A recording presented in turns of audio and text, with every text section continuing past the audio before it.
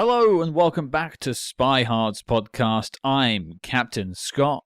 And I'm Cam the Provocateur. And I can't find my boots. I took them. I actually hid them somewhere in the ship. Can you find them? Let's put in some time to find those boots now. Perhaps a little too much time. Well, it's debatable. Well, we promised this earlier this weekend. We always deliver on our promises. We're here with our 100th interview. Blimey, by the way, and probably we'll just discuss and sort of reflect on that a little bit at the end of the show. But Cam, who is joining us for our 100th? We are talking to writer-director Nicholas Meyer, who, of course, oversaw the creation of Star Trek VI, The Undiscovered Country, plus also the 1991 spy film Company Business, which we're also going to talk about in this interview. He also has a new book, actually, Sherlock Holmes and the Telegram from Hell, which is also a spy novel. So there's a lot to talk about here. Yeah, and there's some great connective tissue between Company Business and Star Trek VI, The Undiscovered Country that we're going to get into. We're going to reflect on a little bit the history of both films and how they interweave with one another. Some interesting stories that I'm not quite sure have been discussed before, specifically about Company Business. Absolutely.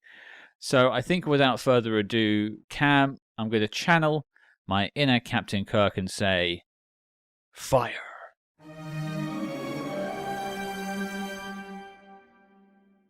Cam, we're having a celebration. Yes. This is 100 interviews, and frankly, I couldn't think of a better man to come and join us here on the show than the man that started it, the SpyMaster himself. I mean, we spoke about his time with Tomorrow Never Dies, but we haven't spoken about all of his other wonderful spy works. Joining us on the show for the second time, he's a director, he's a screenwriter, he's an author. Films like The Wrath of Khan, Undiscovered Country, Time After Time, books like his latest Sherlock Holmes novel, Telegram from Hell. We'll be talking about it all. Joining us now, Mr. Nicholas Meyer. Hello, sir. How are you? I'm good. How are you? Living the dream. I'm glad somebody is. In the United States, we are living the nightmare. Hey, you can come and see us anytime you like. If you want to come bring your literary talents over here and set up camp in the UK, we'd be proud to have you. It's a thought. Yeah. I did it once before. I moved to London in 1988 when George Bush I was elected president of the United States after 8 years of Ronald Reagan. I thought, it's time for a change.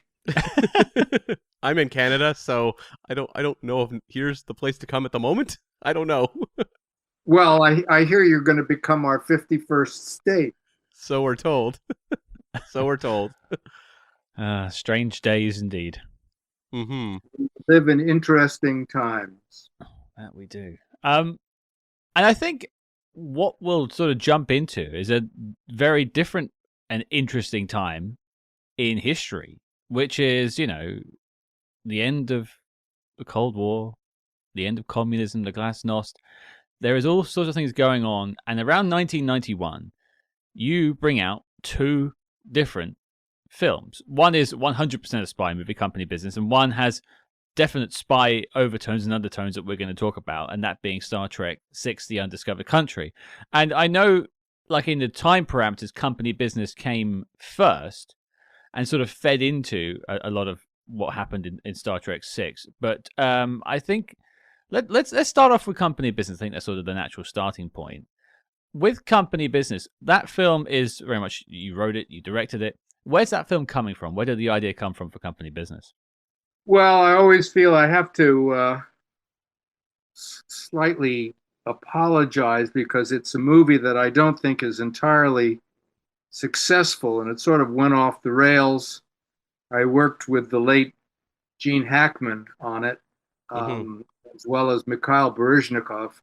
And it came about because I was switching agencies. I was changing representation. And at that time, CAA was known for being able to package movies with stars. Sure. And so my new agent said to me, why don't you, write a script that we can put together? So given the times in which we found ourselves, which was the collapse of the Soviet Union,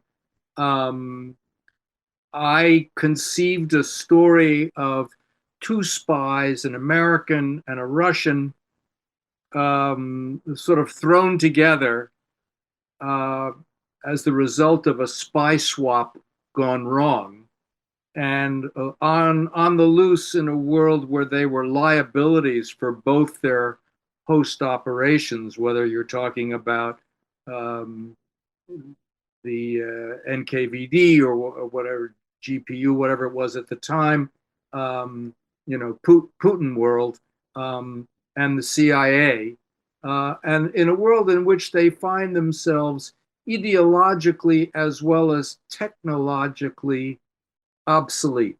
Mm-hmm. And so I wrote a draft of this, and I said to my new agent something like this. And he said, "Oh, yes." And I said, "Well, it needs more work." And he said, "Yeah, but just hang on."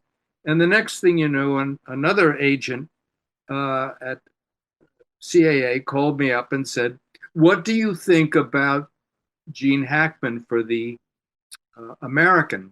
By the way, the original title of the script was called Dinosaurs. Yeah. Mm-hmm. And Disney had copyrighted the name Dinosaurs, and they wouldn't let me use it.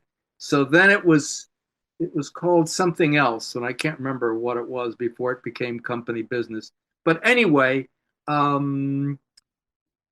what do you think about Gene Hackman to be the American? And I said, "Oh my God, he's fantastic. He would be terrific." And I was told, "You got him." I said, "I I got him, but I didn't even meet him." He says, "You'll meet him later. You got him." "What do you think about Mikhail Baryshnikov as the Russian?" And I said, "Well, yeah, it's amazing, but I mean, it's a little young to be a dinosaur." Mm-hmm. Yeah, true. And this voice on the other end of the line said, "Get the picture made." Mm. So I thought, why did I go to CAA in the first place? I said, "Okay, Baryshnikov and Hackman."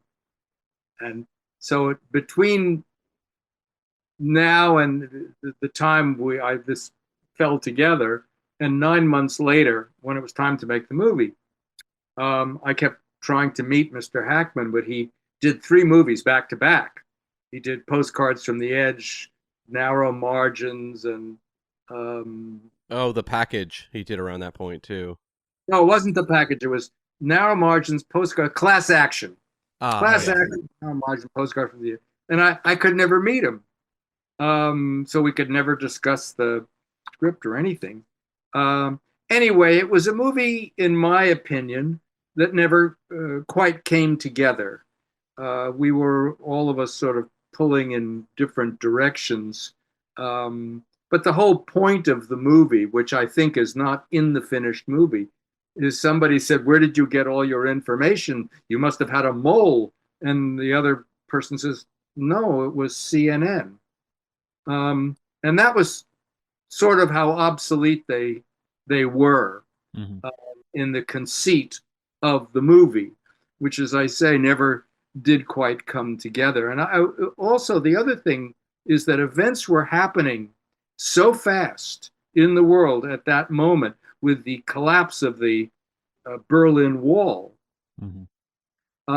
that when we started the movie, Checkpoint Charlie still existed. Mm-hmm. And by the time we finished the movie, it was just a place with a bunch of broken windows and you could drive right through.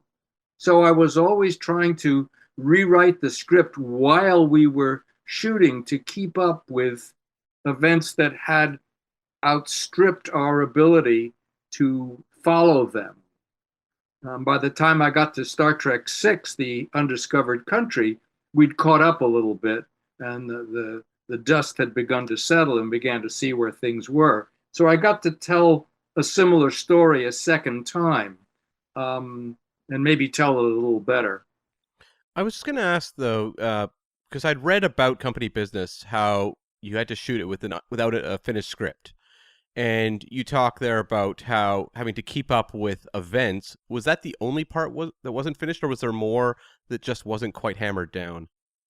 Well, we're talking a long time ago, and I'm trying to resist the impulse here to be self-serving, which is a Hollywood, thing.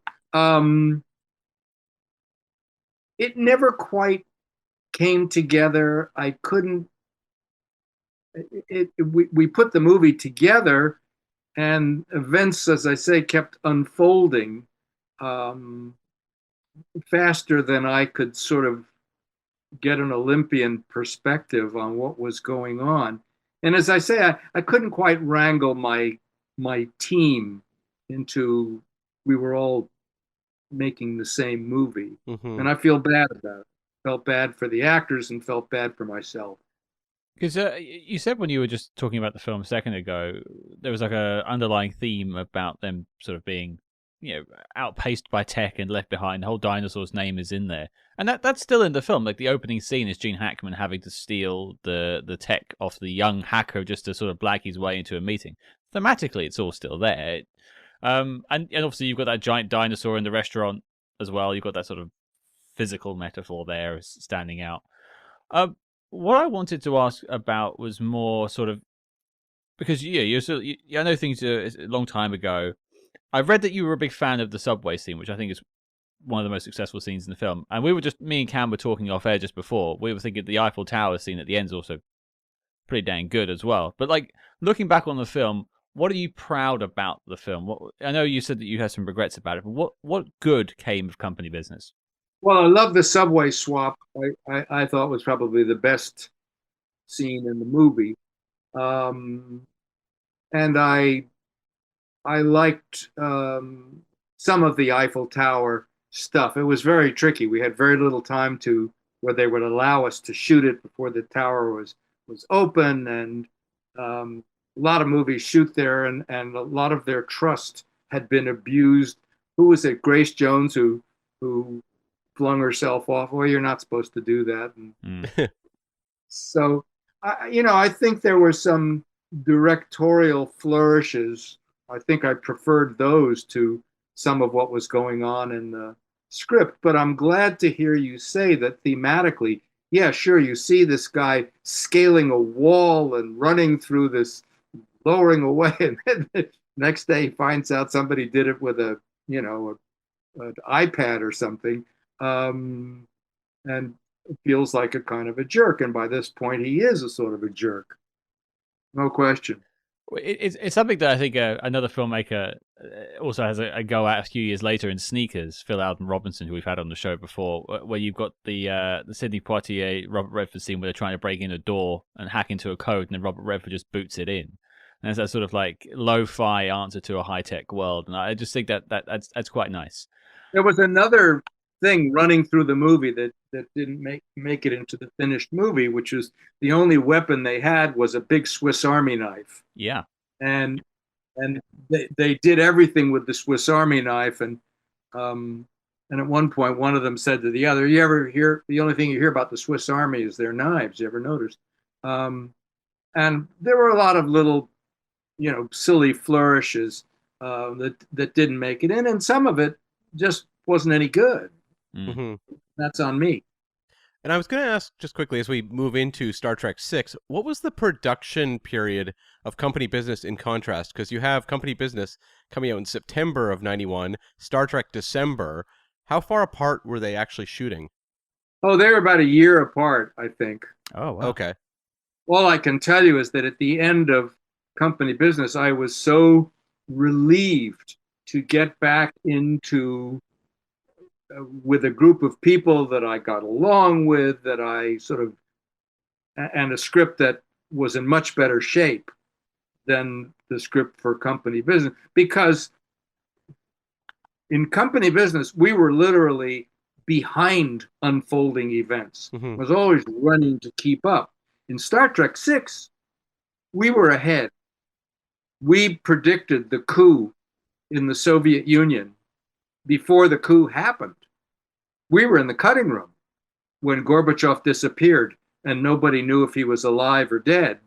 And I had Paramount execs saying to me, how fast can we get the movie into theaters? This is amazing. And I said, hang on, we've got about 100 special effects shots that we're waiting on. Um, and also, as a sidebar, I might note that when you're making the movie, any movie, the movie is the only thing that matters. And everything else is seen in relation to, is this good or bad for the movie? So I'm guiltily confessing that at the time, I don't think any of us spared a thought for poor Mr. Gorbachev and whether he was alive or dead. All we knew was, oh, this is incredible for the movie. We predicted the coup before it happened. And it's funny that until this conversation about these two movies, I hadn't realized the phenomenon that we were behind the events on one movie and ahead of them on the other. That's pretty interesting. I didn't put it in my memoir. I wish I had. Well, it's an interesting thing just looking at those two films. We were doing our research ahead of this interview, was watching them both sort of back to back and sort of connecting dots and the things I want to get into. There's a specific like briefing scene in both films that have a lot of connective tissue I want to talk about. But one last note I have about company business, and I'll transition us into Star Trek 6, is I just want to shout out the Gorby Superman jacket that you had them both wearing at one point. I kind of want to get my hands on that. It doesn't seem to exist in the reality of the real world, but it was a lovely little design that got a chuckle out of me. I'm glad it did. Now there's much of that film that I don't know if I cringe, but I blush at things that I just think were not top notch, and I don't know about anybody else's standards, but they weren't up to mine, and it's a regret. Well, then let's move on to a film I know from reading things, from your memoirs, from reading and seeing interviews with you, that you're far happy with, which is Star Trek 6. Company business happens, company business wraps. I'm sure it's in post production. When are you getting the call about Star Trek 6? When is that journey starting? Well, I was living in London at the time, and I got invited to a lunch at Claridge's. Very nice. I think it was it was in the summer or approaching summer. It must have been June, or I'm guessing that it was June.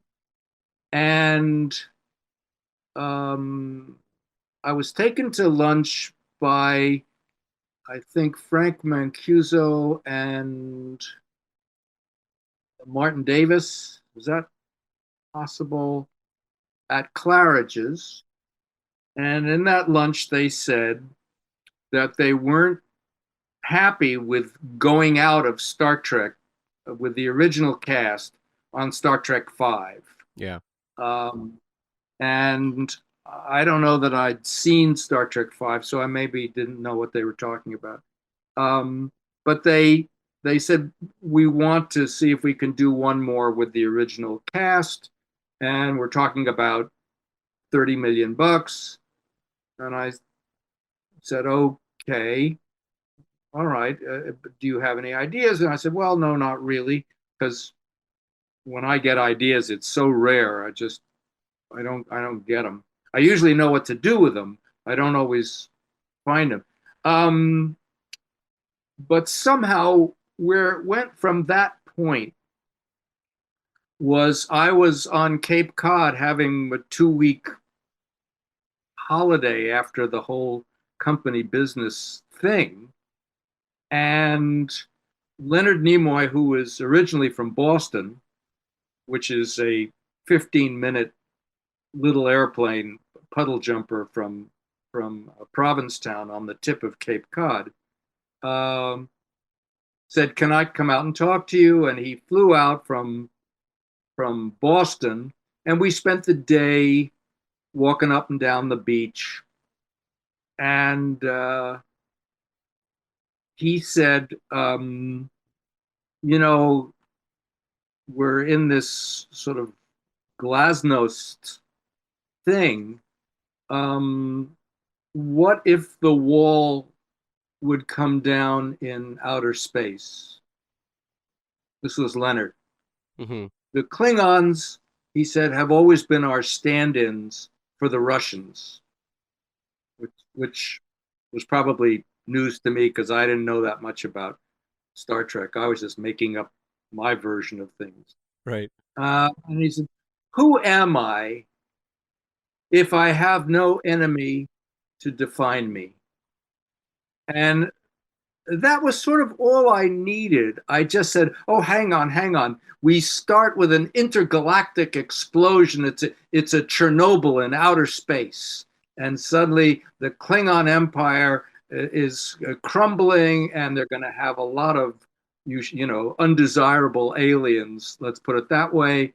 And uh, and Kirk is supposed to host the chancellor of the Klingons, and something goes wrong, and the chancellor is assassinated, and we have an assassination in space, and Kirk gets blamed, and then we'll have a trial scene, like a show trial, a communist show trial, and then they are banished to a sand planet, and then we have an escape from the sand planet, and things like that.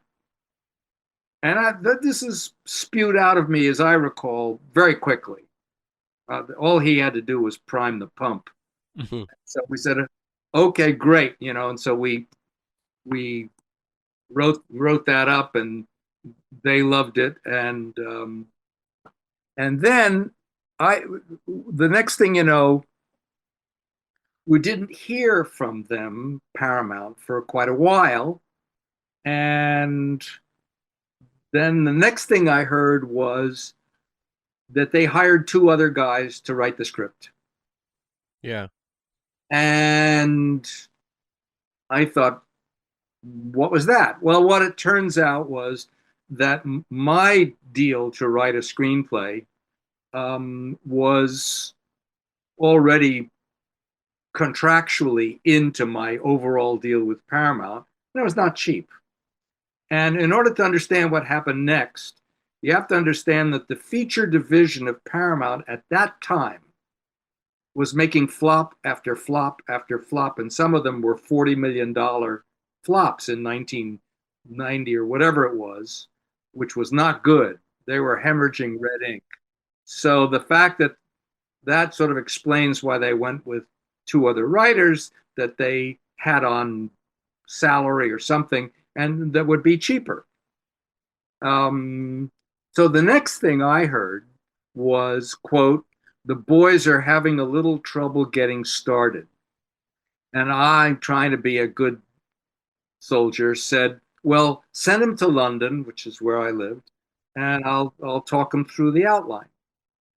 So one of them showed up, and I talked him through the outline.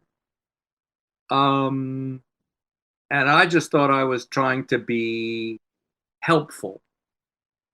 Anyway, at the end of the day, and I'm a little blanking on what came next, um, they were out, and we were back to me.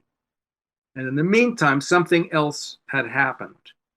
My longtime assistant and sometime collaborator and a very, very gifted writer named Denny Martin Flynn, Mhm. who had been with me for years, had been diagnosed with cancer.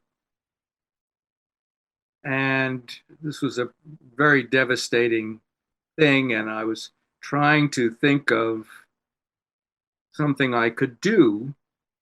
And I knew he was such a good writer. I loved his scripts and his ideas.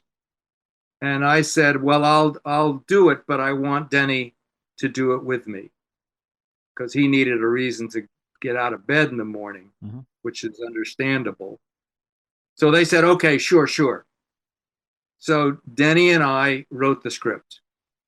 And I mean, we wrote the script. Um, and that's how the script got written.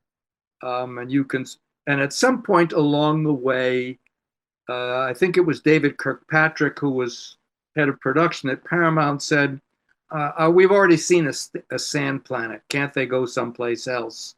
So I said, "Fine, we'll make it an ice planet." So it became an ice planet, and so forth. Things like that is the best of my recollection how it got written. And as I say, I was told $30 million.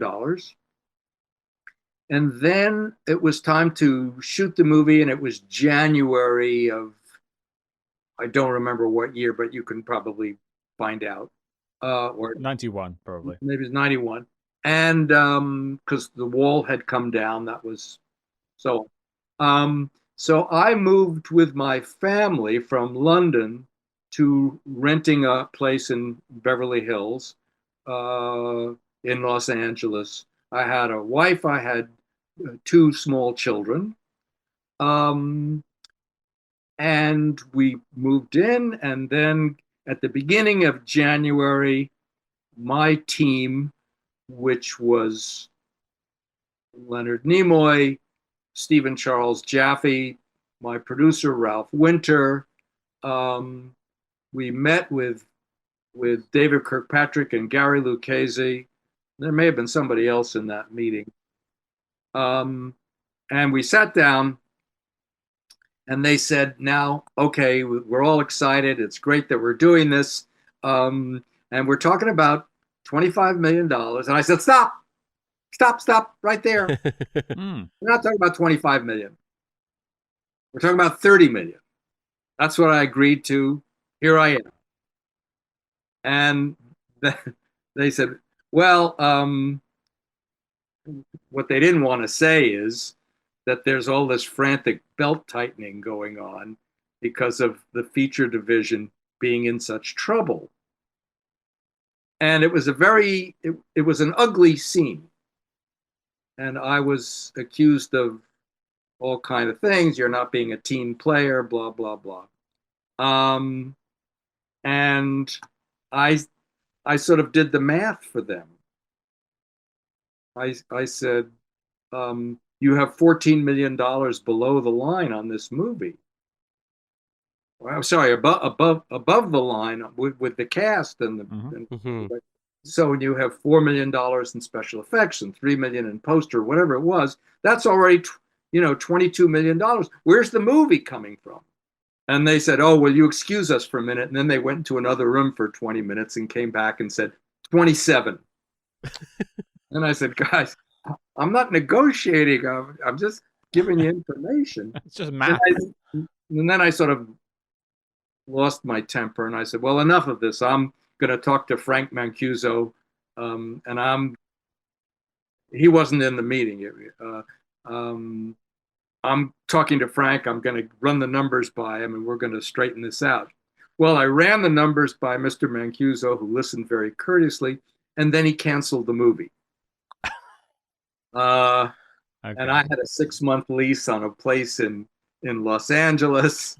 And it was one of those scenes where you've seen it in movies where somebody's emptying out their office and throwing, paperweights and things into a cardboard box. Uh-huh. Um, and I didn't even know how to go home and tell my wife what happened and what are we going to do, and on and on and on. Um, and as I recall, I was walking around the empty lot, or the lot, empty sound stages where we were supposed to be, Mm. feeling mighty sorry for myself. And then the phone on one of these sound stages started blinking, and there was no one around but me. And I picked up the phone. I said, "Hello." Um, and I heard, "Nick, it's Stanley Jaffe. Sherry Lansing and I are now running the studio. What's your problem?" And I said, "I need $5 million." And he said, "You got it." And he hung up. Stanley just died about 2 weeks ago. And he had been my hero long before that. He did Kramer versus Kramer with Sherry and The Accused. Um, and I had worked somewhat on Fatal Attraction, which is why I knew him and why I knew Sherry. And that's how the movie got back on, at the $30 million figure where I had agreed to do it. The only time I when you write a Star Trek movie, or that Star Trek movie, you were writing for the original cast. Mm-hmm. So you had 7 people that you had to service with roles that they could play and wanted to play. And there was also the guest shot, who was usually arranged for the villain. And we'd had Khan the last time I was up at bat, and I thought, well, we need somebody cool like that. So I had been listening to a CD on the Chandos label of excerpts from Henry V, with the music by Sir William Walton that was for the Olivier film. And that Olivier film is one of the biggest influences on my whole life. Mm-hmm. And this was done by Christopher Plummer, doing all the voices.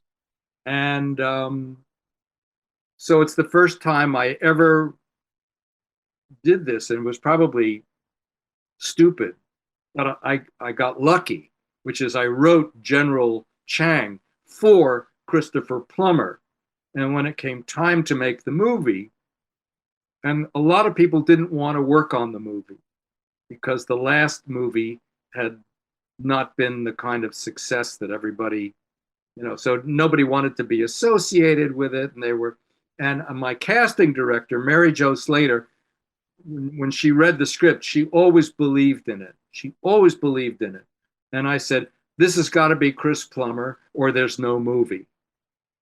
And she came back and got him, like a bird dog with a pheasant in her mouth. And that's how I got along great with Cliff.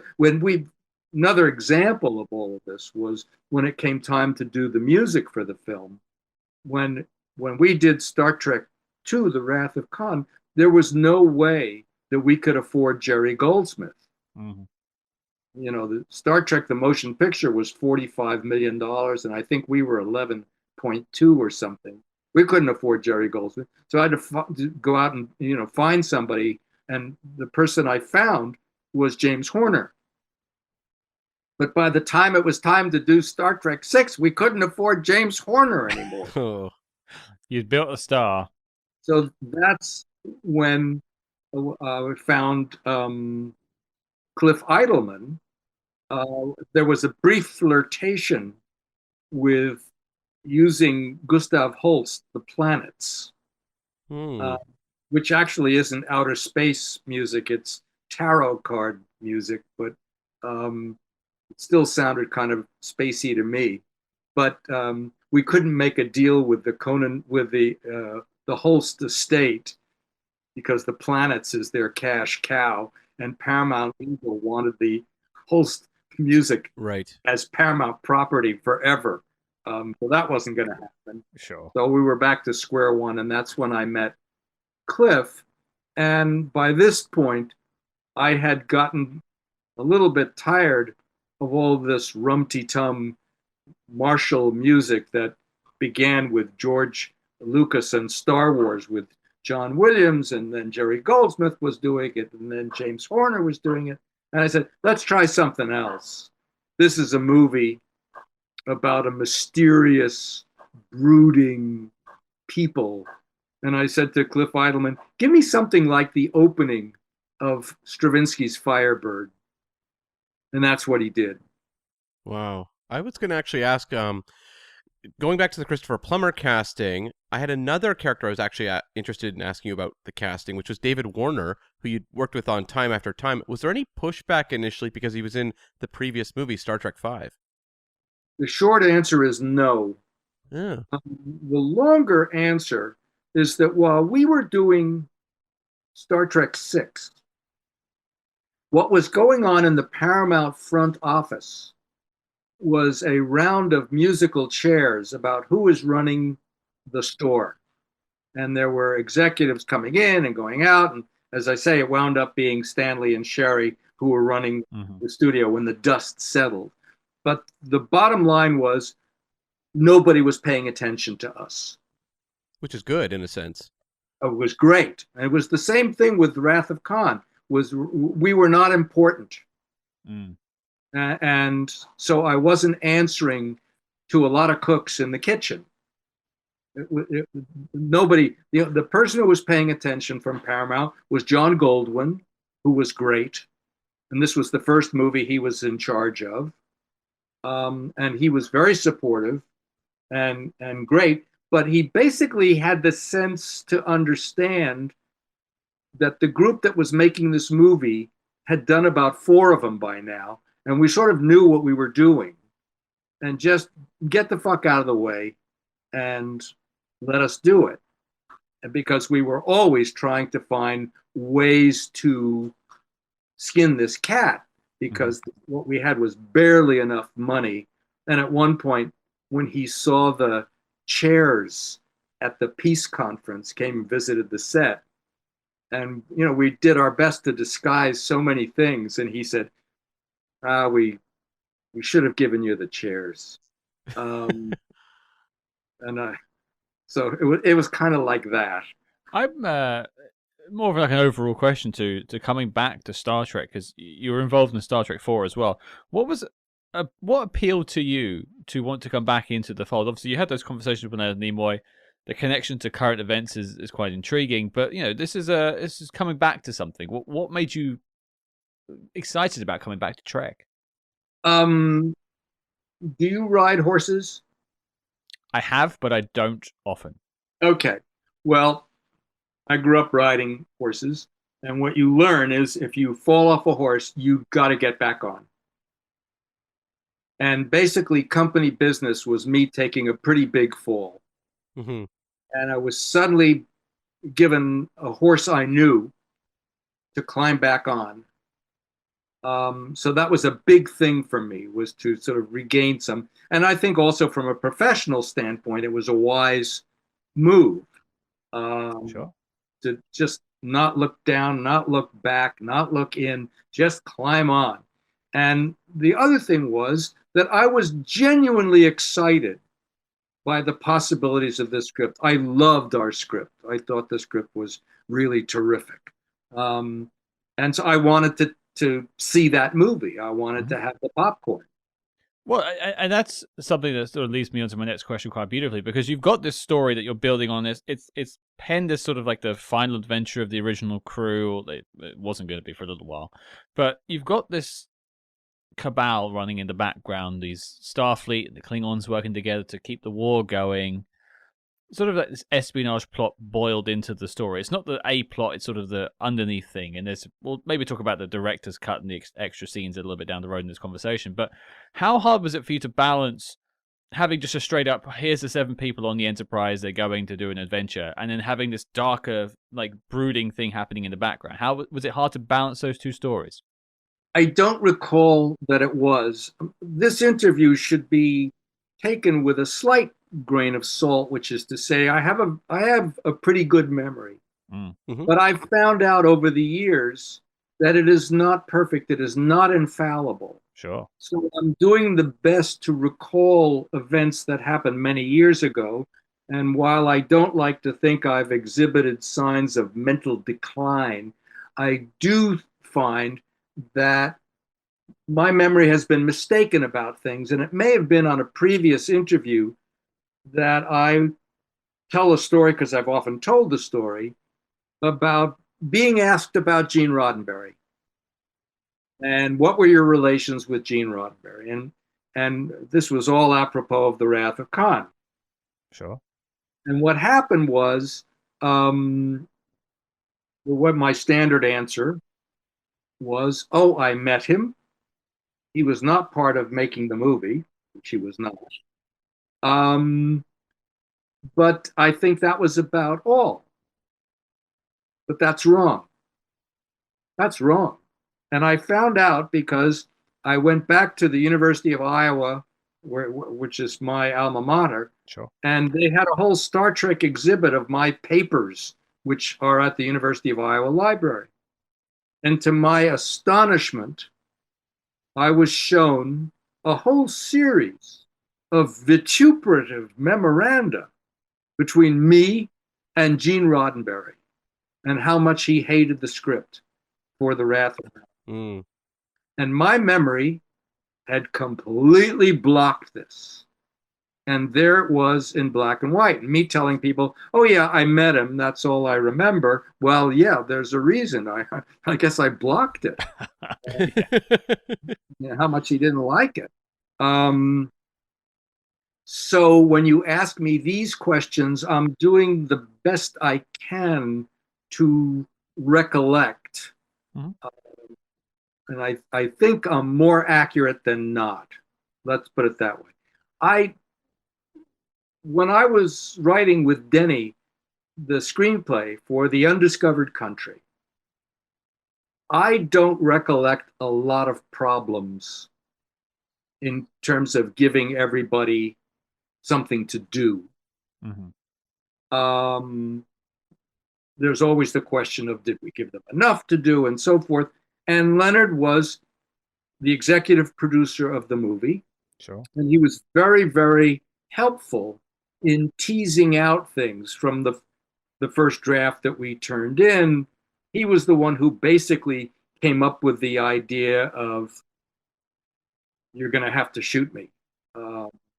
That whole reveal, not revealing anything in this conversation, but you're going to have to shoot me. That was more or less something that he, sort of teased out of us.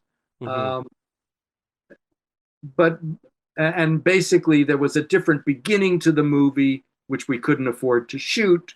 So there were the inevitable compromises. Mm-hmm. But I don't recall that it was a very difficult script to write.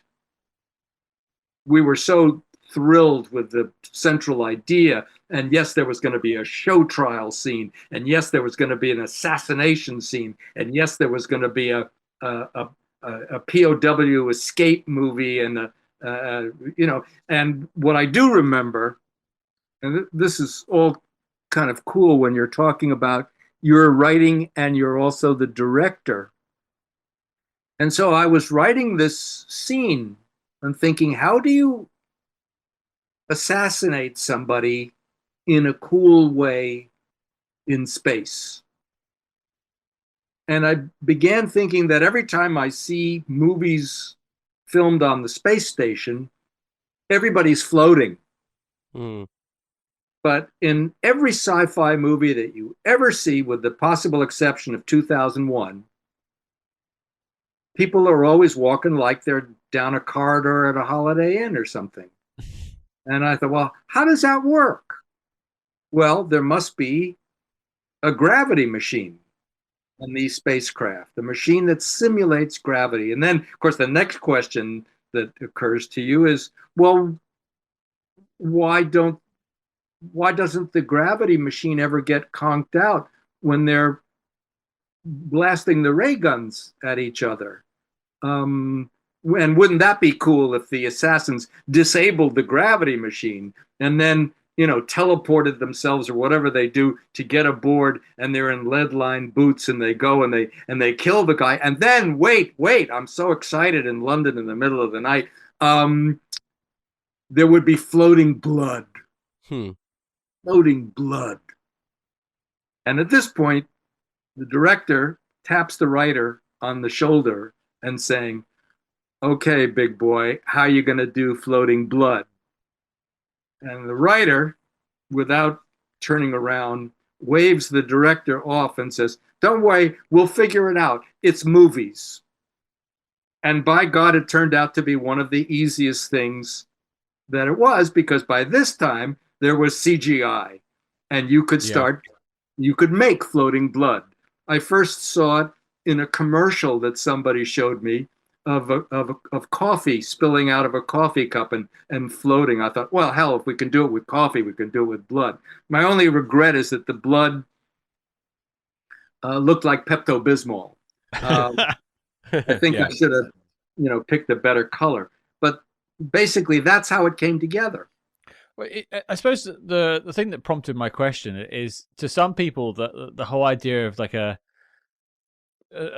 Jean le Carré-esque spy thriller, dark and sort of like dismal world that we live in weaved into Star Trek would almost feel antithetical. Like there's this like promise of the future of Star Trek where everyone's happy, and then there's like this sort of darkness that's in the back of this film. But this film manages to blend those two things perfectly, and it's often something that seems to people try to do in Star Trek is blend some darkness into it, especially in more modern iterations. And I think it's often more failures than successes. But this film nails that blending, and I think that's something that stands up about it. And one of the reasons why I want to talk about it because it has that dark sort of spy theme running through it. I think it's a really good movie. It's a movie I'm proud of. I think it holds up very well. There's one scene in it that I'm uncomfortable with, and maybe you've read about me talking about this before, Mm-hmm. and that's what I'll call the waterboarding scene. Um, when I wrote the scene, and it is a scene that I wrote, we didn't know about waterboarding.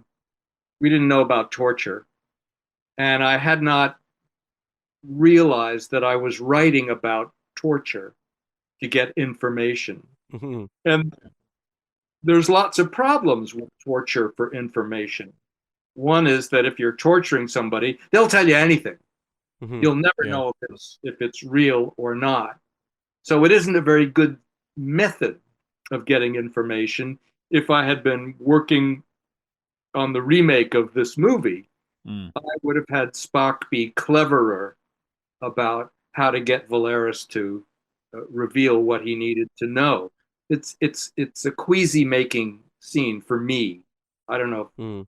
how many people, but I think if you're paying attention, it's a little icky. Right. Yeah, and I wanted to ask also about something that was changed, which is the assassination scene which you mentioned. The reveal of, West being, a human in disguise as a Klingon, which is in the director's cut, not in the theatrical. And what was sort of the decision making between cutting that for the theatrical? I don't remember. Mm. I really don't remember, and I think I should be getting a lot of credit here for refusing to bullshit and start just engaging in mythopoesis. I don't remember.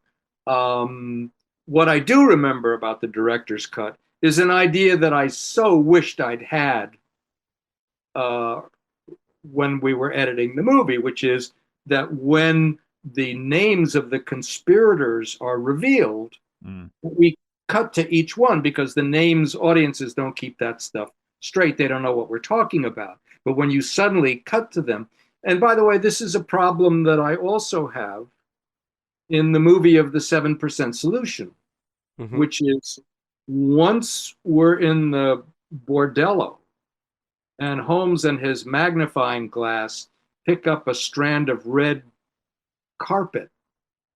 At that point, I would have given anything to cut to that red carpet being unfurled um, in Linz, and then you meet the Emin Pasha, and then you see him staring at the poster of Vanessa Redgrave with the red hair, and so to help the audience sort of understand how the whole thing comes together. But I had nothing to do with cutting the movie of the 7% Solution.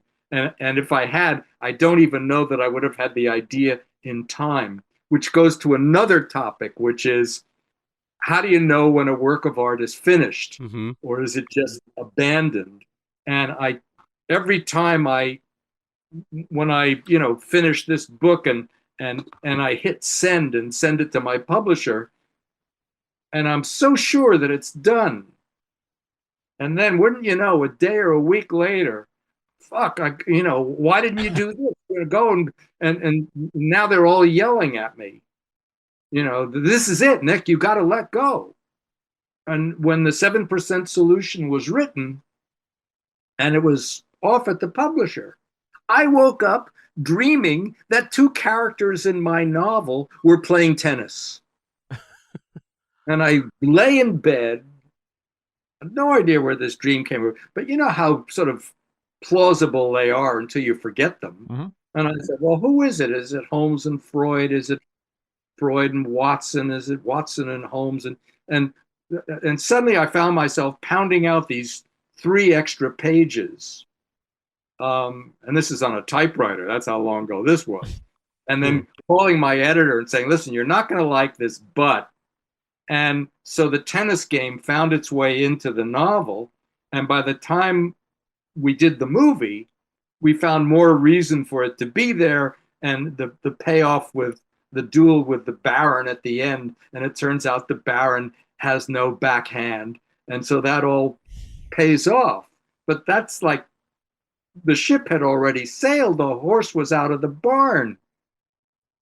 And how do you know when it's finished? It should be finished when you stop getting ideas for it. Mm. But that takes a very, very, very long time for me. Yeah. We interrupt this program to bring you a special report.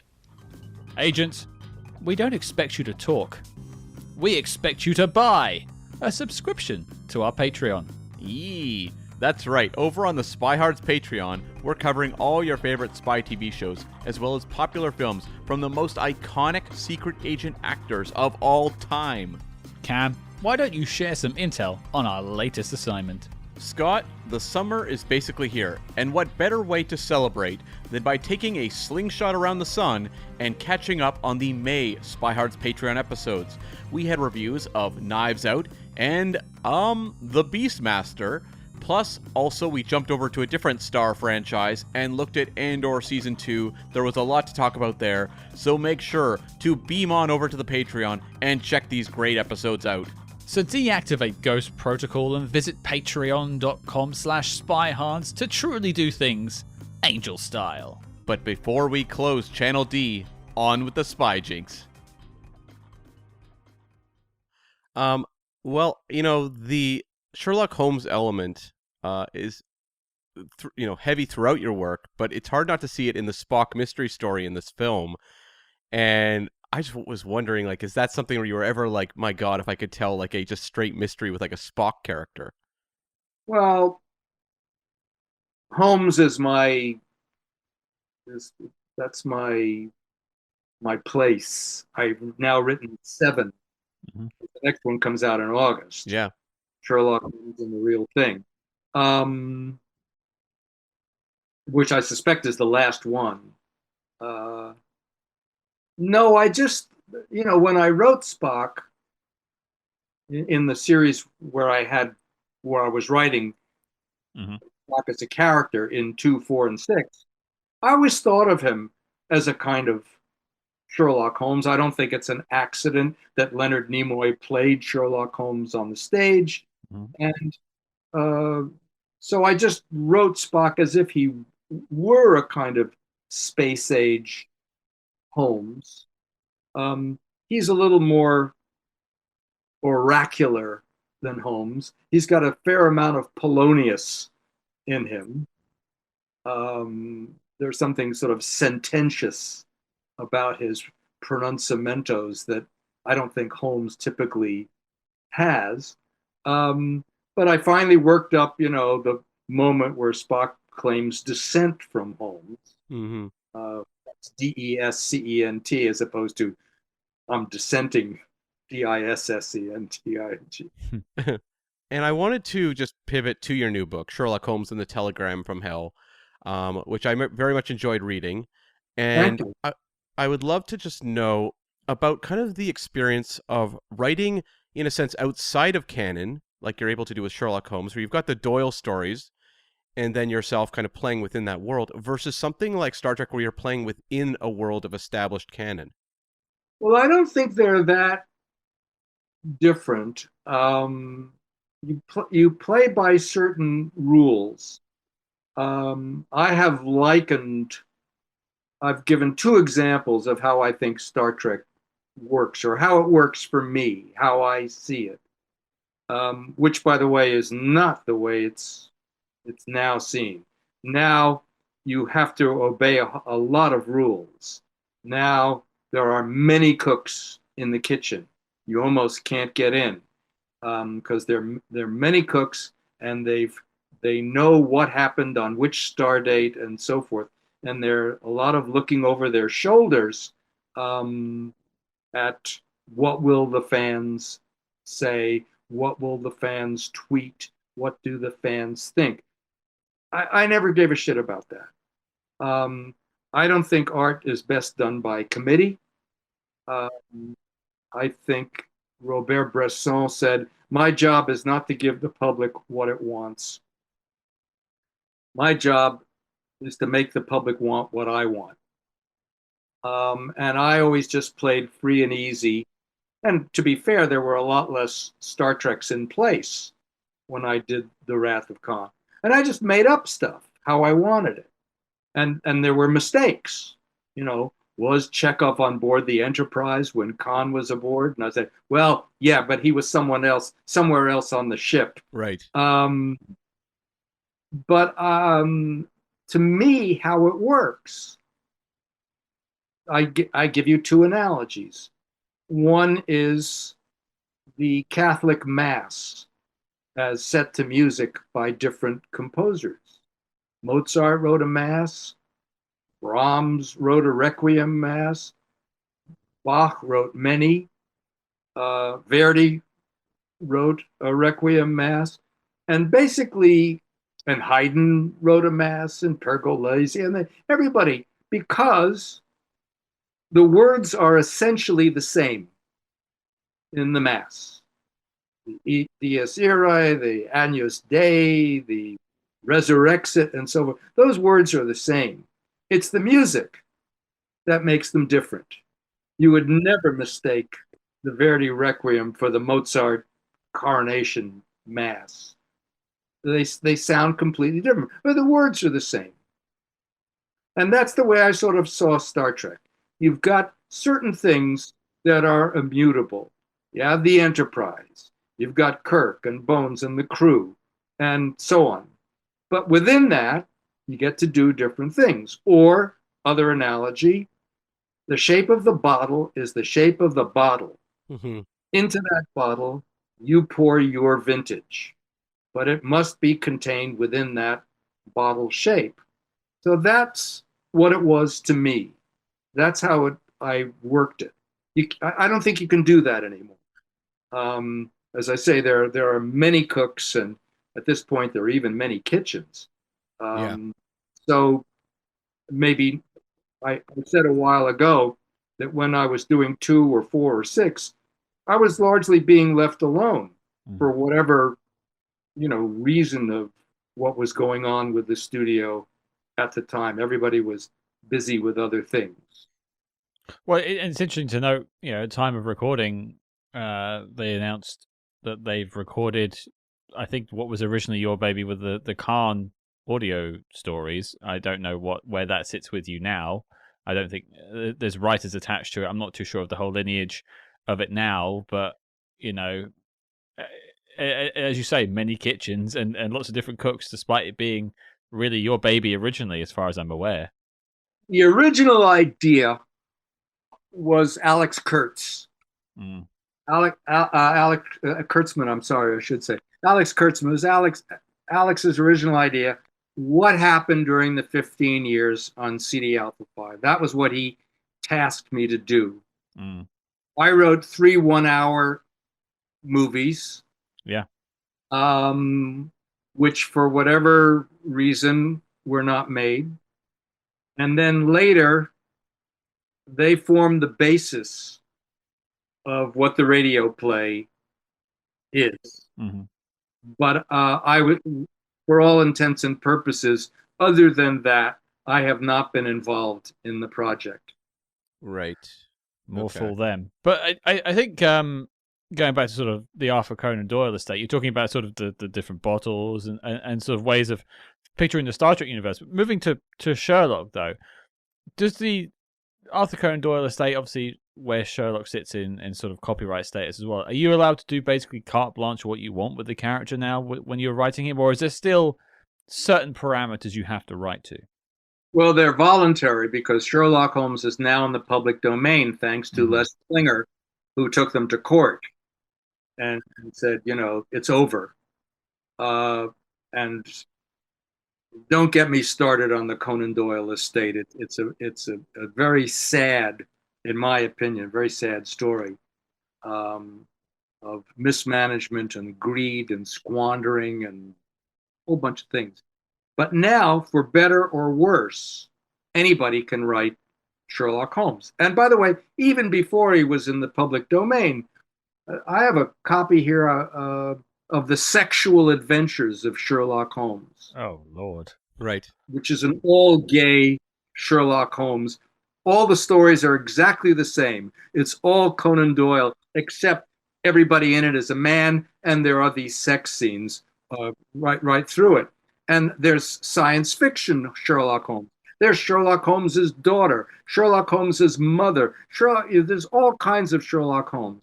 When I do it, I play by the actual original rules. Mm-hmm. I have to find a gap in the chronology where I can insert Holmes. I take it much more seriously than the way the Star Trek people now take Trek, where you really Right. have to fit it in. When I was doing it, I was just, pulling it out of my tush. But now, as you say, it's canon, or as I would say, it's Conan. But I try to honor the Doyle chronology and to get the characters as right as possible. What I'm doing is, I guess, pretty old-fashioned compared to what Guy Ritchie and Johnny Lee Miller are doing. I'm doing Doyle stories, trying to do it as if Doyle or the original Watson were writing them. Has your approach to writing these characters or, working within this world changed at all between, writing the latest book to all the way back to, the 7% Solution? The short and simple answer in terms of the characters is no. Mm-hmm. I always wanted, one of the reasons I wrote the original 7% Solution was I was tired of seeing Watson portrayed as a dummy. Right. I don't think he's brilliant, but I don't think he's Nigel Bruce. And I just hated all those Basil Rathbone movies. Plus the fact that I could never see Basil Rathbone thinking. Mm-hmm. I could never see the wheels going around. And I always saw Watson portrayed as a buffoon. So when I write, I try to get the characters as close to Doyle, with the proviso that I find them at different points in their life. By the time we get to Sherlock Holmes and the Telegram in Hell, the Telegram from Hell, they are no longer young men. They're in their 60s. And so you have to take that into account as to what they've become or what they're becoming. In terms of the actual language, there has been some evolution in my writing. I think over the course of time, people like George Orwell and even Jerome K. Jerome have influenced me. And so I try to be less verbose. Mm-hmm. I noticed that Doyle is not verbose. It's very simple, and I think sometimes I would get carried away. So I try to chop away, particularly at adverbs. I was listening to a radio program on NPR. I don't know, this is 10, 12 years ago. And this professor was talking, and he was saying the important thing to understand about prose is that verbs do the heavy lifting. Right. Never mind adverbs, never mind adjectives. No one pays attention to them anyway. They're like flies buzzing around. You find the right verb and you become a stronger writer. He came into the room. Came is a boring verb. It's nothing. He burst into the room. Yeah. He crept into the room. He insinuated himself into the room. Now you sound like the language becomes stronger and you sound stronger. So yes, I try to become a better writer, but I also, at the same time, when I'm writing the Holmes stories, I try to, as best I can, imitate Doyle. And at different stages in my life, I've been more or less successful in doing that. Give you an example.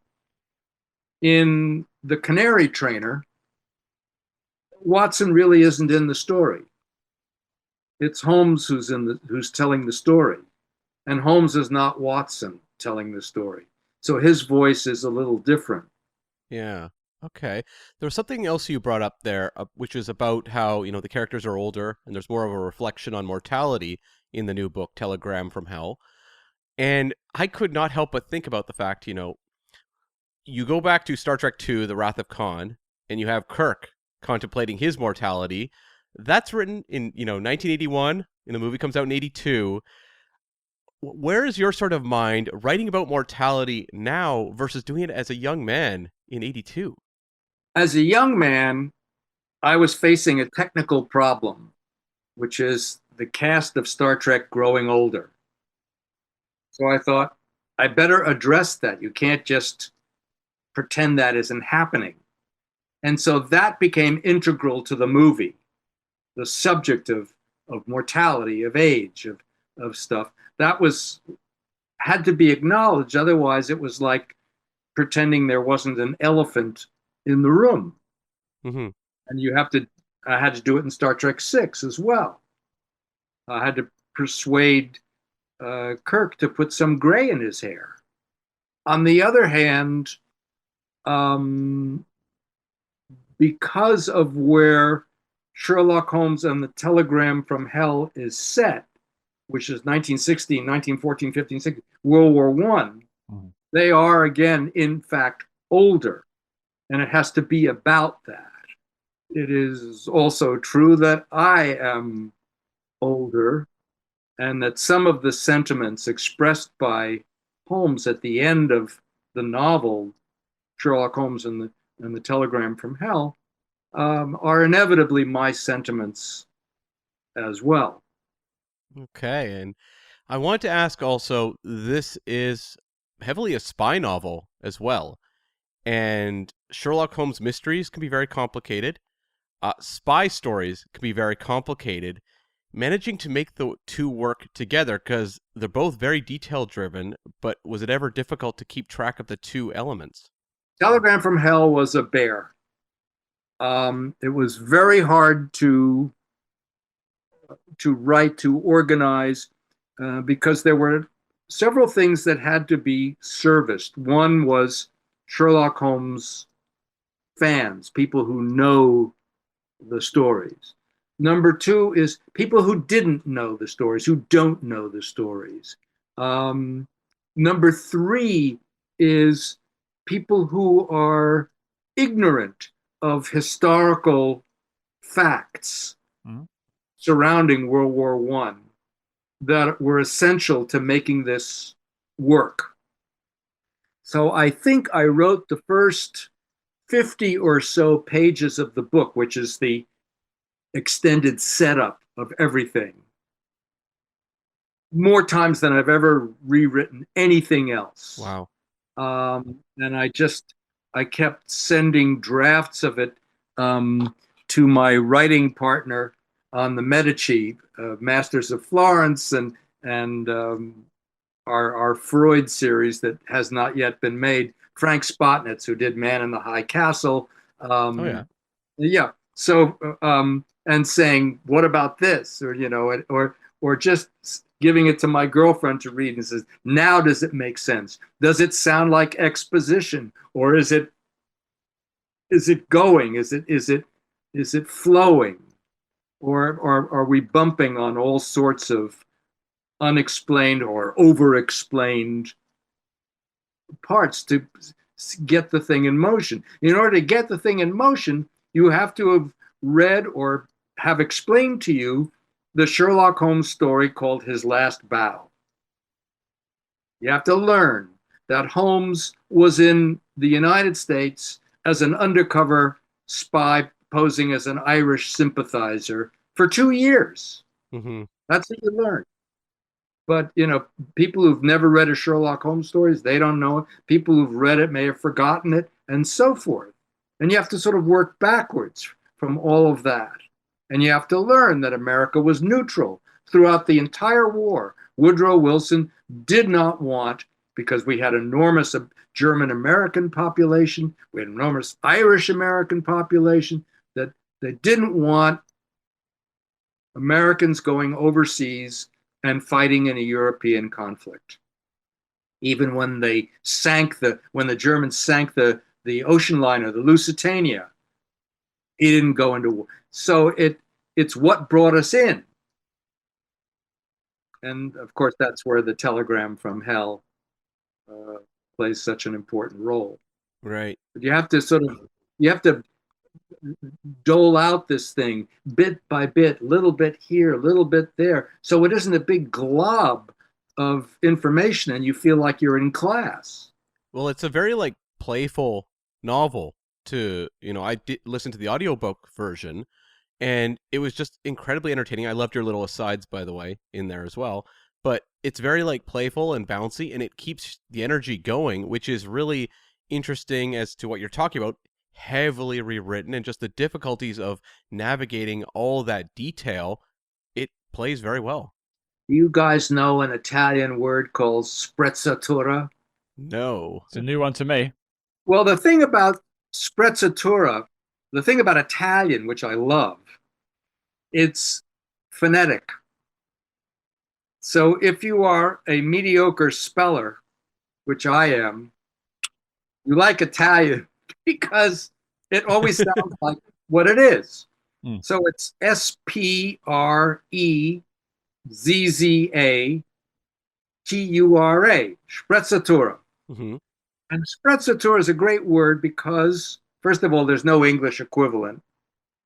It's the art of making the difficult look easy. Mm-hmm. It's the woman who spends her last dime on a Christian Dior dress and then says, "Oh, this old rag?" It's the guy who paints the Mona Lisa and spends another day and a half cleaning all the oil out from under his nails and washing the turpentine off his skin so he can come out in a tuxedo holding this and saying, "Oh, yes, I dashed this off." That's sprezzatura. So what I don't want is, I don't want the audience for my stuff seeing me break a sweat. Mm-hmm. I'll tell you sprezzatura in 2 words. Fred Astaire. Sure. Yeah. You just can't see it happening. Yeah, and that was always the difference between him and Gene Kelly. Gene Kelly wanted you to see the work versus Astaire did not. Yeah. You couldn't be more right. Yeah. You couldn't be more right. Well, as we're starting to sort of wrap up, a couple of quick questions. But firstly, I want to just mention your novels and your Sherlock Holmes books. If people listening to this haven't read one of them before, and you've been writing about Sherlock for many years now, is your latest book the best jumping off point, or would you recommend they go back to the start of your books? What's the best entry point for someone who wants to have a sampling of Nicholas Meyer's Sherlock Holmes? The best entry point is probably the West End Horror, which is the second one. Mm-hmm. That's a pure Sherlock Holmes, no frills novel. After that, I think you take your chances. It's like asking me to pick amongst my children, which I can't quite do. But I think Sherlock Holmes and the Telegram from Hell is a terrific book. I'm very proud of it. I was also proud of The Return of the Pharaoh, which is Holmes in Egypt and mummies and archaeology, and I'm also very proud of The Adventure of the Peculiar Protocols, which is unique for an entirely different reason. And I'm excited about Sherlock Holmes and the Real Thing, which will come out in August, which is about art forgery. And you're pitching that as potentially the final story? I I think if I were to write more of it at the moment, I may, never say never, but um, I think I reached the point where I don't want to verge into self-parody. I don't want to Sure. into it, and I can't be, as Holmes says to Watson at one point, I can't be one of those tenors who's forever making farewell tours. There's an old showbiz adage, always leave them wanting more. So it may be time to let go. I mean, it's sometimes just the best thing to do is bow out when you're ahead, as they say. Yeah. Speaking of franchises we haven't discussed, but going back to our first discussion 5 years ago when we had you on the show, we were talking about James Bond and your ties to Bond and Tomorrow Never Dies. James Bond itself has just gone through a massive change process. It's now creatively controlled by Amazon. It's no longer part of the Broccoli family. So I just wanted to get your sort of thoughts on the change and maybe what you'd like to see in the future of Bond, and maybe what you would do with it if you had the chance. Well, I said to my agent, "Can you get me a meeting with these people?" Because the idea that I used years ago that we didn't use, I still think would make a great James Bond movie. I don't know if I agree. they'll let me take the movie or to take the meeting or not. But I did say, I'd love to get in and talk to somebody, because I don't get many ideas, and when I do, they're usually very good because they're so rare. Well, for those who didn't tune into the first interview, I urge you to go back to hear the full pitch, but it was a very different version of Elliot Carver than we got in Tomorrow Never Dies, I would say. Yeah. But just as we were talking about like the people connected to the Star Trek franchise, all that sort of stuff. As a connoisseur of Bond films, we've spoken about them. You like we spoke about it in the past. What is your thoughts on sort of the creative direction change? Like, are you optimistic about where it goes next? Oh, I have no idea. I can't speak intelligently to that. I think the thing that artists have to be, or be willing to be, is daring.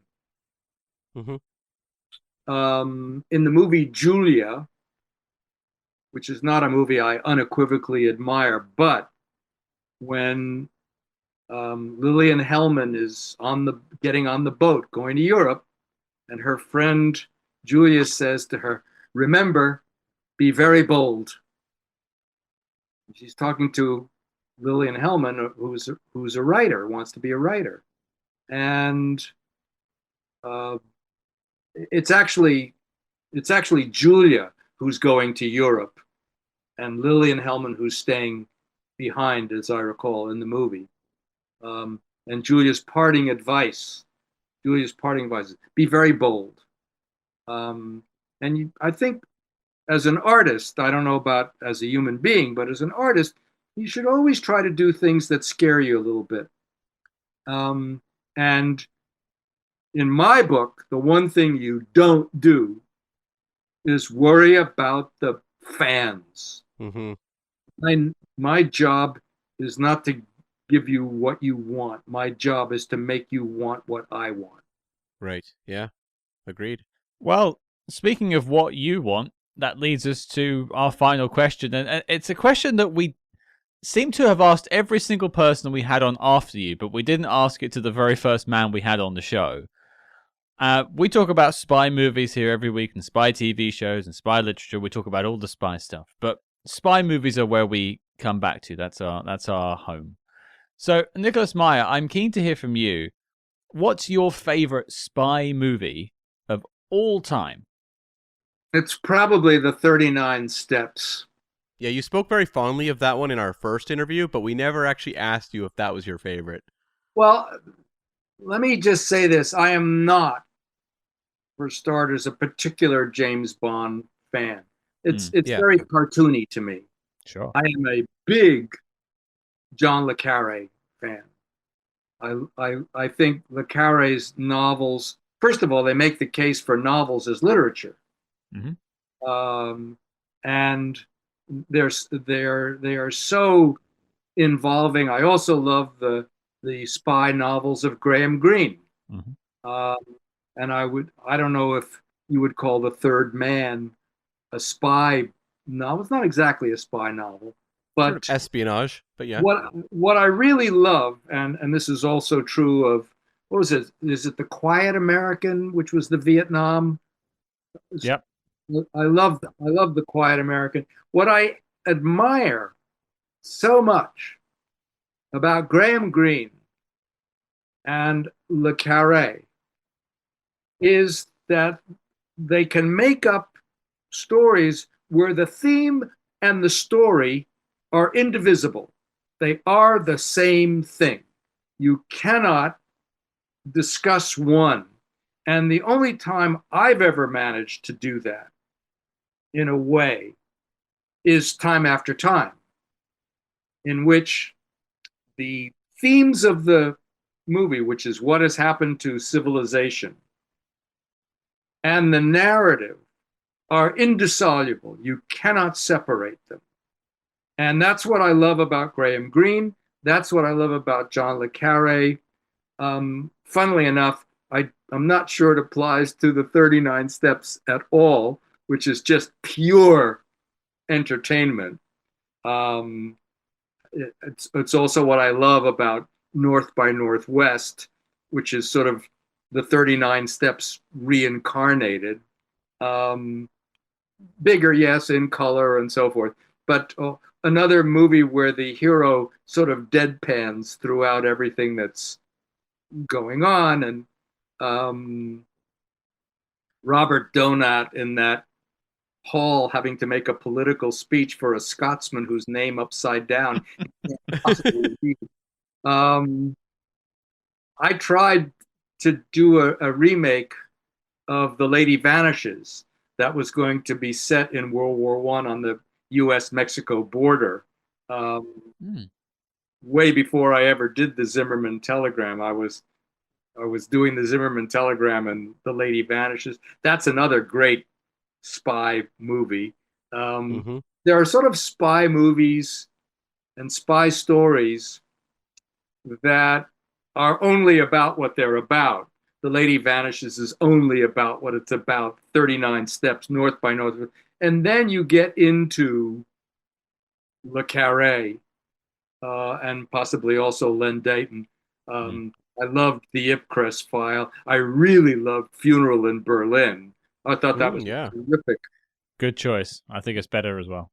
Yeah, I like it a lot.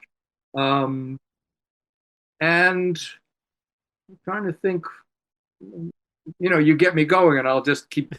It's what we talk about every week. We have no problem talking about this for hours on end. I've got Notorious on my wall right behind me, Alfred Hitchcock spy movie, in between the two you mentioned. Wonderful film.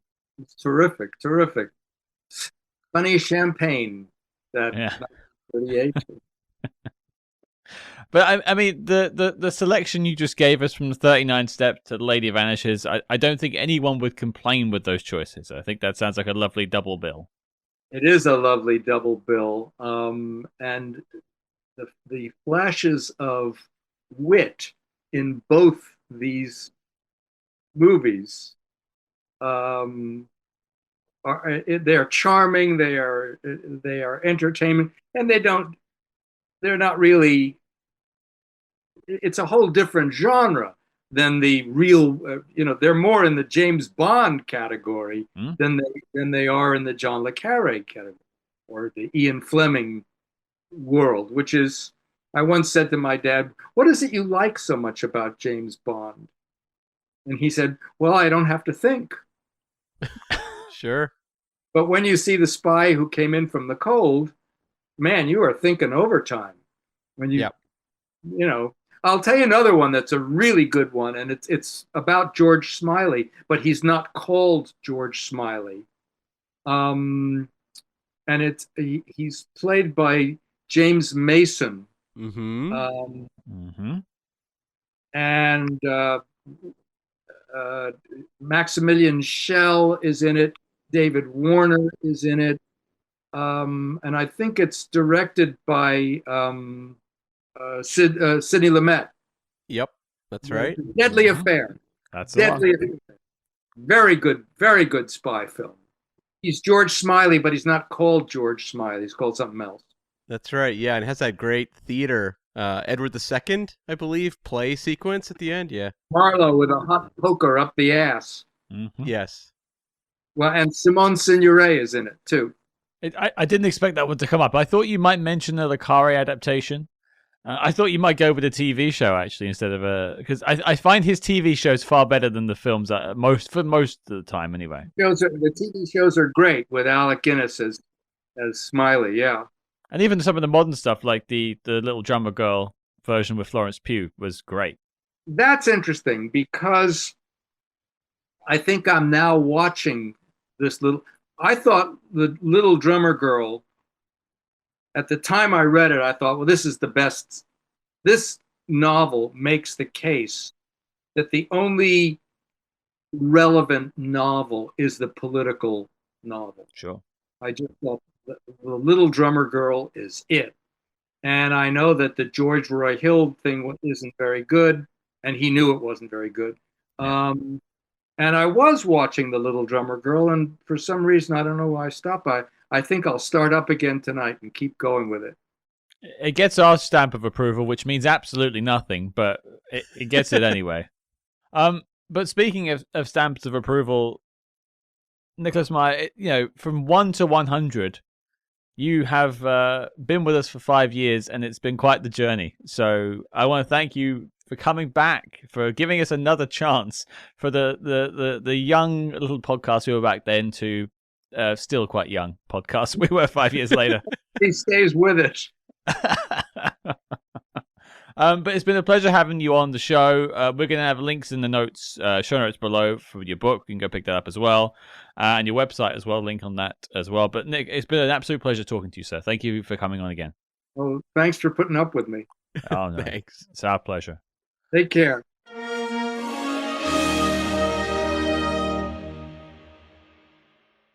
There you go, folks. That was Nicholas Meyer for the second time. I know. Crazy. I remember back in the day, you texted me. I was at work, and you asked, should we have Nicholas Meyer on the show? And we'd never done an interview before, and I remember getting very nervous and being like, do you think he would want to do it? And you were like, yeah, I think we can get him to come on and talk about Tomorrow Never Dies, because back in our first ever interview, he was coming on to talk about the development of the Elliot Carver character, because he was brought in to kind of help that script find its way. And so there was a number of writers who came on board to pitch ideas, and he was one of them. So I remember like signing on to do that interview and being incredibly nervous. More nervous than I think any interview we've ever done since. Yeah. That one I was like, oh man, what do we do? And I think when you go back and listen to that interview, you can hear that Scott and I haven't quite figured out what a SpyMaster interview is. But it was so important, and he was so gracious with his time to talk to us that first time. For sure. And just as gracious to come back, and 100 interviews later, we get to do the proper SpyMaster interview, including the question of what his favorite spy movie is, something we didn't even bother to do the first time around. Yeah, I think like we hadn't really figured out the patter of like the favorite spy movie question, all that sort of stuff, and really how we format or try to format our interviews. Sometimes they fall to pieces just by how human beings work, and I quite like when it goes off script anyway, because I think you get more genuine moments. But it's almost jarring to listen to those two, well, this and that, and the original one side by side, because like I can blow smoke your way, Cam, and say like you worked as a journalist, you did work for papers, news, and stuff like that. You interview people before in another life, almost like you had done that before, so you had some foundation. I had done none of that, and so like I was the one who set this up as well. So I almost felt like I had to, and also people forget like I'm the voice that comes into the show. So I often I set the tone a lot of the time. And so I felt like there was this massive like load of pressure on me. And let's not forget, this is a spy movie show. And, we're not just talking to someone who worked on Star Trek for no reason. There's connective tissue here. But Cam and I met at a Star Trek convention. We both have a massive love of the franchise, and Nicholas Meyer is a big part of that franchise. Yeah. So for me, it was like talking to someone who meant a lot to me. Yeah. And that's my first interview. It's not like I cut my teeth talking to local politicians or something like that. I went straight in with Nicholas Meyer. No, that was definitely a interview your heroes kind of moment. Mm-hmm. And I remember too, like, and this is not an attitude I would ever have going forward, but we were bringing him on to talk about Tomorrow Never Dies. Yeah. And I had a real sense of like, do not waste this man's time. Mm. Get your Tomorrow Never Dies questions in, get out. And that was kind of like the mentality I had going in. Whereas like nowadays, I mean, when we were going to interview him this time, we're like, we got to talk about company business. Yeah. Like, look at his other spy credits. Let's bring that stuff up. And that's something we do with everyone we interview, and even things that aren't spy related. I remember when we talked to Luciana Paluzzi, and we were asking her about Muscle Beach Party. Yeah, and she like had fun things to say about it. Like, Yeah. It suddenly became much more clear to me over time that the popular spy film may be the great entry point to get the person on to talk about that specific work. But when you ask them about some of the things that are lesser known, they really like brighten up and suddenly have funny stories about movies that you wouldn't think they might have stories about. Well, it works both ways. It's like, on the one hand, you get them in the door to talk about their spy movie, and then you capture other stories about films they haven't really spoken about, and that sort of peaks them up. Because, take this interview you've just listened to, Nicholas Meyer. Like, Nicholas Meyer has talked about Star Trek 6 a lot. Mm-hmm. Some of the stories, I'm sure he said, some of you might have heard before. That's absolutely fine. It might have been told differently. History makes us reflect differently on different things. But I can guarantee to you that Nicholas Meyer has never been asked about company business before. No. And I think like there's some great stuff there about a movie that I don't know that people remember very well. And that's one of the things I also like to shine a light on is spy movies that aren't necessarily remembered, but are easily accessible. And, a lot of our audience loves all the Bond films, loves all the known stuff. You say Tinker Tailor Soldier Spy, they're on it. You say like Guns of Navarone, they're on it. But there's a lot of spy films like of varying qualities. You're not going to love all of them, but they're interesting. Yeah. And I think like Company Business is an interesting 1991 spy film that has a lot of elements in common with Undiscovered Country. And I think Nicholas Meyer really underlines in the interview that it was made at a time where they were trying to figure out the geopolitical landscape as they're making the movie, which also explains why the movie, I don't think, is particularly successful at the end of the day. It does feel like they were kind of caught off guard and had to play catch up. And you can kind of see that in the movie, but that actually makes the movie more interesting too. Yeah, I think of another one that we did with Dave Thomas, famed comedy writer Dave Thomas, who co-wrote Spies Like Us with Dan Aykroyd. Now, he also, which people don't know, directed a spy movie called The Experts with John Travolta. Yeah. And we spoke to him about that. And I don't think he's ever spoken about The Experts before. And he gave some very interesting stories, and probably not particularly flattering to John Travolta and crew, about that film. And this is sort of part of the magic for me with the interviews, and it's something that we've come to appreciate over the years. And I mentioned there were sort of two things. The other side of the coin is sometimes you get people on who are much bigger, but they did a spy movie that they're quite proud of, perhaps, that they don't get asked about very often. Yeah. I think about Shane Black this year. Now, he gets asked about Iron Man 3, The Good Guys, that sort of stuff. Nice guys. The nice guys, I'm sorry. They're good guys, though, right? They're nice. They are good guys. The best of guys. The greatest. Who doesn't like those guys? Like us. But he doesn't get asked much about The Long Kiss Goodnight. And we've got an hour and like 10-minute conversation about The Long Kiss Goodnight and all the other spy stuff he loves. I think about a very early one going back to the beginning, David Franzoni. Right. He's a screenwriter. He wrote Gladiator. Right. He's on our show talking about Jumpin' Jack Flash.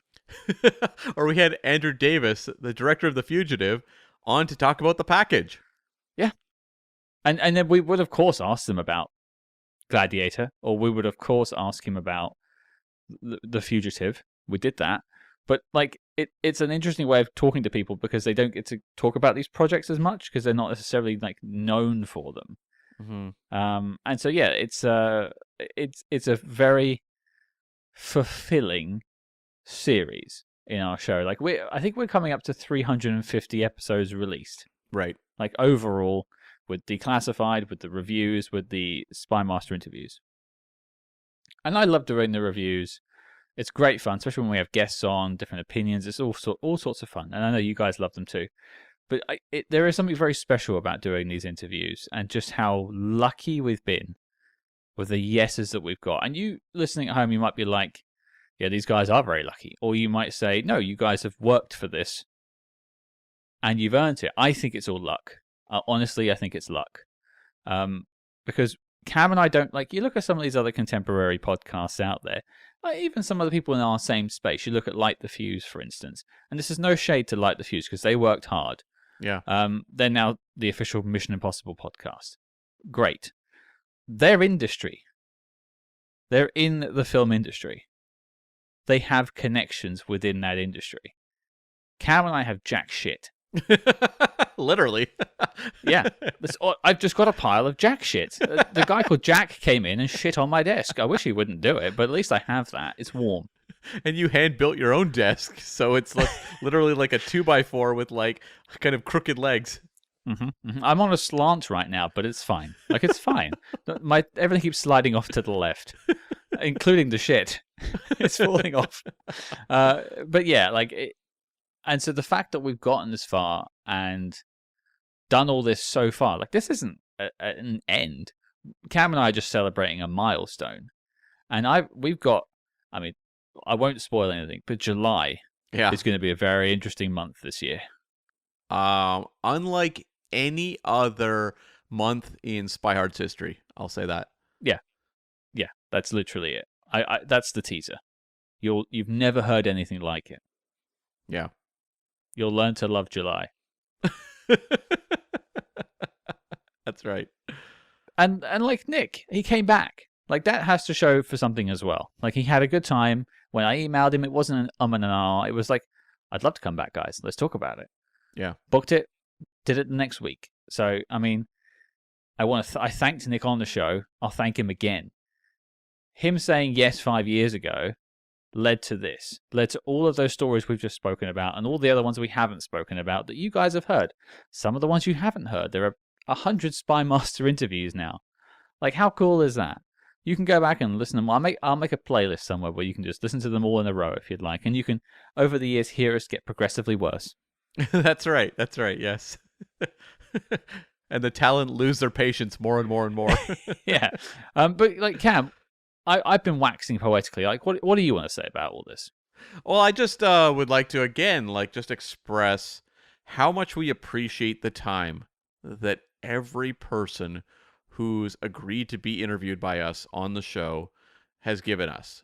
Because these are often very busy people who, when we were interviewing Shane Black, I don't think this came out in the episode, but he was literally on the lot shooting a movie. He was working on a movie at the time and took a break to talk to us. And he didn't have to do that. He could have said, get back to me in 6 months. I'm a little overwhelmed right now. But, whoever it is that joins us, they're always taking a break from their lives in some manner or fashion or their work. And so we really appreciate that so much because we want to give our audience these inside looks at the movies that we love or the movies we're fascinated by. And the fact that they're willing to accommodate that for us and for the audience, it really can't be downplayed how much we owe to many, many, many other people for making this happen. Yeah, and last but not least, all of you guys at home. Like, it's clear to me that the SpyMaster interviews can act as lightning rods for the show. I think of Jeff Kleeman. I think of Denise Richards. Both, we had Denise Richards on the show. Like, what is that? Yeah. Why does that exist? Why is that a thing? I don't know. And they bring new people in. You guys, you wonderful people listening. You've probably tuned out now, but it's fine. For those of you who are still here, thank you. And then you discover all these other things. And you go, oh, what's this episode on a Southern Yankee? Like, what is that? I'm not saying that's the most popular episode, but maybe someone will discover a new spy film they love out of this show because of the interviews. And that, for me, is the drive to do the research, is the drive to send the thousands of emails I send to get all the no's I get to get the one that's a yes. Right. Yeah. That's what it's for. That and to hear Cam give his response of which he knows sells again. Thank you, Cam. That's right. You're welcome. You're welcome. And again, thank you so much to Nicholas Meyer for coming on. And everyone, check out his book, Sherlock Holmes and the Telegram from Hell. As I mentioned in the interview, I listened to the audiobook of it. It's available wherever you get your audiobooks. It is also available in print from Amazon or fine bookstores everywhere. And it is a really cool look at Sherlock Holmes as he's sort of aging, questioning his mortality, and embroiled in a spy caper tied to World War I. I found it a lot of fun. It's quite funny at times, and it's also just like engrossing in its detail and how Nicholas Meyer takes something that could be very, very labyrinthine in its storytelling and just makes it very playful. So check it out. The one question I'll have for you before I wrap this up, Cam, about Nicholas Meyer and about screenwriting now. What lesson do you think people could take from his Star Trek films to modern day screenwriting? I mean, I think what it comes down to is figure out the character-driven story you want to tell and then build around it, but keep it relatively simple. When you compare Star Trek 6 or Star Trek 2 to a lot of how blockbusters are made now, they're very busy. We have watched Final Reckoning. That is a messy as hell movie. Like it or not, that doesn't matter. When you just look at like the plotting of that movie in contrast to what Nicholas Meyer does, it's so busy and often over busy. And I think like there's something about just embracing simplicity. It doesn't make your movie less sophisticated or intelligent. It just means that it's clearer, and I think often hits harder. I think you put it perfectly. I think the only thing I would add to that is have belief in your product. Mm-hmm. Like a lot of people will second guess what they've got, and you can't account for studio interference, you can't account for producer notes, all these sort of things that happen in the world of making films. But like I give Nicholas Meyer props for having conviction and having something that he wanted to say in both of his two Star Trek movies he wrote and directed, and put that through to the end. Like, are they both 100%, A-star films for everyone? No, people will have their problems with both films. Some people don't like the militaristic angle, all this sort of stuff. But Nicholas Meyer had something he wanted to say, and it was his vision through to the end. Yeah, exactly. Like, have something to say, and say it coherently and cohesively. Unlike us. Exactly. Well, I thank you all for joining us for our 100th SpyMaster interview. On to 101. I'm sure that will be in the next few weeks. And speaking of the next few weeks, Cameron, what are we talking about next week? Well, Scott, from one franchise to another, we leave Star Trek in our rearview mirror and we speed ahead with the Men from U.N.C.L.E. by tackling the 6th Man from U.N.C.L.E. quote-unquote movie, The Karate Killers from 1967. Do I have concerns about a 60s film called The Karate Killers? Yes. Am I looking forward to spending time with my favorite uncles? Also yes. Will it be a disaster like the last couple? We'll find out. The last one was pretty good, but the specter of one of our spies is missing does loom large over me when I'm coming up to a new Uncle film. I think you said it perfectly well recently that we both feel very good about To Trap a Spy and our choice with that one, looking back on it. But yeah, I'm willing to give it the benefit of the doubt. Maybe 6 is the magic number. The 6th Bond film was on a Majesty's Secret Service, so who knows? Who knows? Anything can happen, as I've learned in Uncle Land. So join us next week as we don our best gi and head on off to the Karate Killers. If you want to help support Spyhards and say thanks for 350 episodes completely free, come and join us over on the Patreon. Over an extra 100 bonus episodes that can get you close to almost 500 episodes of Spyhards. You nutcases if you want that, but we love you if you do. And of course, you just help and keep the show running because this thing does cost us money. we'll always keep doing it for free. The SpyMaster interviews will always be for free. So will the reviews, but there will be bonus stuff you can access to the side. And I'm talking about reviews of stuff like Andor, Slow Horses. That's all over on the Patreon. People always ask us, when are you doing Spy TV shows? We do, but they're behind the paywall because we got bills to pay, and I need to keep Cam, up to date with his feet because they keep changing his boot size. And they keep sticking to the ceiling. I think he's trying to play pranks on me, but that's a whole other story. So yeah, come and join us over on the Patreon, patreon.com/Spyhards. There's a link in the show notes below. Come and join us, and let's have some fun. Let's do it. And speaking of fun, come and join the celebration for our 100th interview over on the social media at Spyhards, SPYHARDS on Facebook, Instagram, X, Blue Sky, Threads, TikTok, YouTube. I've run out. Adult Friend Finder. Well, that's Cam's account. He runs personally, so you can find him there. Putting the heart in Spyhards. So who knows if this is the final voyage of the USS Spyhards. But until next time, let's set a course. Second star to the right, and straight on till morning.